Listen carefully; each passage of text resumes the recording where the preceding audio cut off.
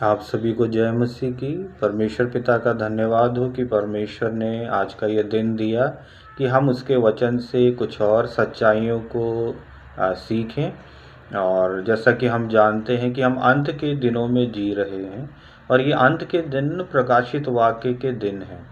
और प्रकाशित वाक्य में वे भविष्यवाणियाँ लिखी गई हैं जो प्रभु यीशु मसीह के दूसरे आगमन से पहले वो घटनाएं घटित होंगी। और जब वो भविष्यवाणियाँ पूरी हो जाती हैं तो प्रभु यीशु मसीह का आगमन होगा। और एक वचन अगर हम देखें तो प्रकाशित वाक्य के 5 अध्याय का पहला पद यहाँ पर लिखा है, जो सिंहासन पर बैठा था मैंने उसके दाहिने हाथ में एक पुस्तक देखी जो भीतर और बाहर लिखी हुई थी और वो 7 मुहर लगाकर बंद की गई थी। तो यहाँ पर हम एक मुहरबंद पुस्तक के विषय में देखते हैं, पढ़ते हैं। और ये मुहरबंद पुस्तक ही प्रकाशित वाक्य की पुस्तक है। और मुहरबंद पुस्तक को तब तक हम नहीं समझ सकते जब तक कि ये पुस्तक खोली ना जाए।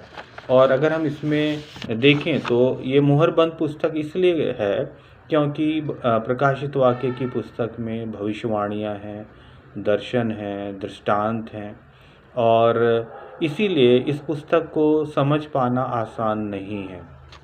और अगर हम देखें तो दर्शन, दृष्टांत और भविष्यवाणियाँ इनका एक ही अर्थ है। इन्हीं के द्वारा इस पुस्तक को मुहरबंद किया गया है।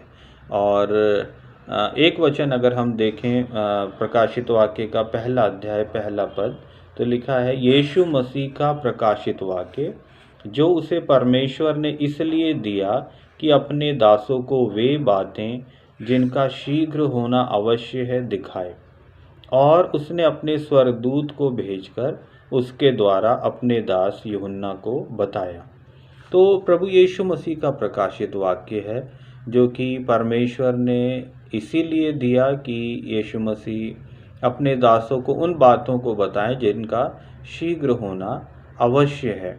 और ये बातें हमें जाननी बहुत ज़रूरी हैं क्योंकि हम प्रकाशित वाक्य के समय में जी रहे हैं। और हमें इसलिए जानना ज़रूरी है कि जब वे घटनाएं घटित होती हैं तो हम उन बातों से घबरा ना जाएं, बल्कि हम इन बातों को ऐसा जानें कि परमेश्वर के ये वचन, ये भविष्यवाणियाँ पूरी हो रही हैं। और साथ साथ हम अपने आप को प्रभु यीशु मसीह के दूसरे आगमन के लिए तैयार कर सकें। परमेश्वर इन वचनों के द्वारा आपको बहुतायत से आशीषित करें।